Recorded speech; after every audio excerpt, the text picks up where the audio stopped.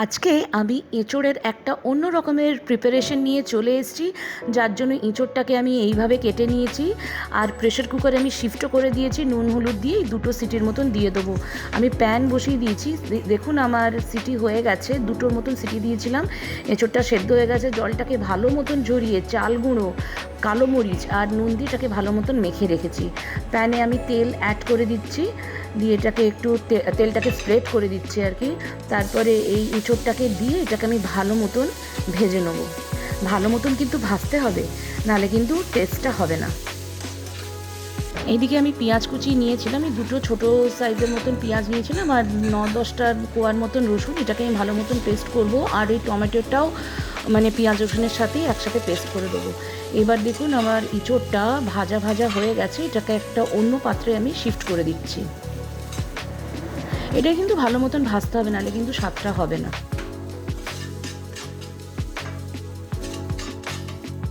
এদিকে সেম প্যানে আমি একটু তেল অ্যাড করে দিলাম, তারপরে ওই বেটে রাখা পেঁয়াজ রসুন আর টমেটোটা আমি দিয়ে দিচ্ছি। মশলাটাকে দিয়ে এটাকে আমি ভালো মতন ফার্স্টে কষাবো।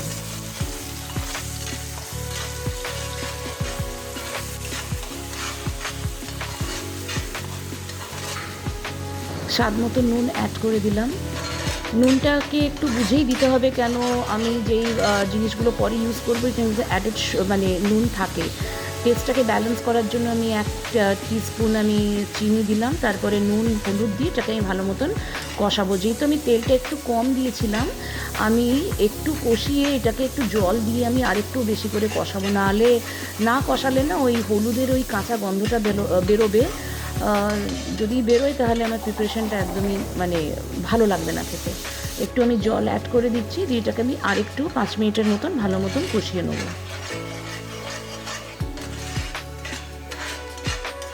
আমার কষানো হয়ে গেছে, এবারে ভেজে রাখা এঁচোড়টাকে আমি দিয়ে দিচ্ছি, দিয়ে মশলার সাথে এটাকে আমি ভালো করে কষাবো।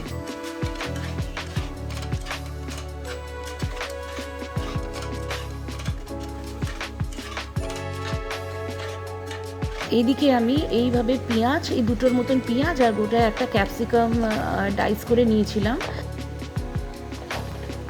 অন্য একটা গ্যাসটা আমি অন করলাম, অন্য একটা কড়াইতে এই পেঁয়াজটার ক্যাপসিকামটাকে ট্রান্সলুসেন্ট করে ভেজে নেবো। আপনাদের যদি রেসিপিটাকে ভালো লাগে প্লিজ একটা কমেন্ট করে জানাবেন, লাইক করে দেবেন আর অনেক বেশি পেজটাকে শেয়ার করে দেবেন। এই ভেজে রাখা পেঁয়াজ আর ক্যাপসিকামটাকে আমি দিয়ে দিলাম। আমি অ্যাড করে দিচ্ছি এই 1 টেবিল স্পুনের মতন সয়া সস আর দিয়ে দিচ্ছি Maggi hot and sweet tomato sauce.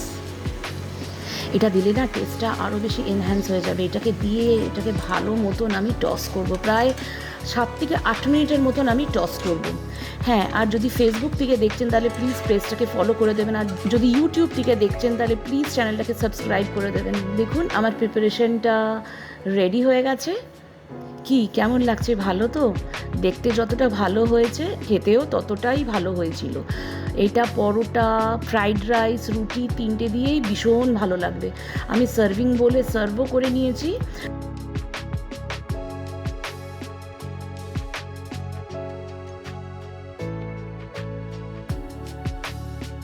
আর আমার মেয়ে অনেকক্ষণ ধরেই বলছে মাম্মাম ভীষণ খিদে পাচ্ছে। এবারে দুজনে মিলে আমরা খেতে বসে পড়েছি। 4 কোনা পরোটা ভেজেছিলাম গরম গরম, তার সাথে এই চিলি এঁচোড়ের কম্বিনেশনটা জাস্ট ফাটাফাটি ছিল। আমি যখন এডিট করছিলাম না, আমার জিভ থেকে জল বেরিয়ে আসছিল, মানে জাস্ট অসম। ওয়াও,